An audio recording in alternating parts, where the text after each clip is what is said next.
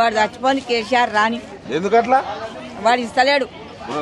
direct అట్ట తిడతానేంది మరి వాడు మంచోడు కాదు వాడు వచ్చినాక ఇంకా అంతా మొడ్డలుగా వచ్చింది ఈ తులం బంగారం వచ్చినట్టుంది బంగారు ఏది ఇక వాటి నేను ఇస్తా అమ్ముకో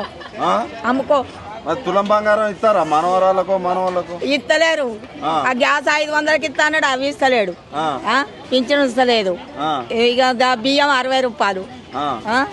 సబ్బులు 30 రూపాయలు రూపాయి ఎక్కువ చేసి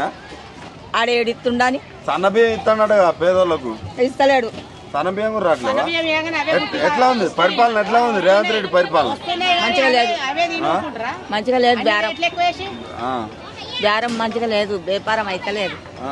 అన్ని అంగాలు లేనాయి అయితే మీకు డబ్బులు ఇద్దామని చూస్తాడట ఆయన ఎవరికైనా పోయి అప్పు తెద్దామని చూస్తే దొంగను చూసినట్టు చూస్తారు చెప్పులేకపోయినా మరి వాడు దొంగనే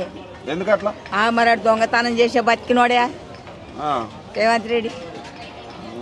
ఇప్పుడు మళ్ళా మహిళలు ఓట్లు అయితే గెలుతా అంటారు వేస్తారా మీరు ఓట్లు వేయం ఆయనకు సచ్చినే వేయం ఎందుకు మా కేసీఆర్ అన్నకే వేస్తాం వాడు పింఛన్ ఇచ్చిండు ఆయన ఎట్లా అన్నా మీకు ఆయన డబుల్ బెడ్రూమ్ ఇచ్చిండు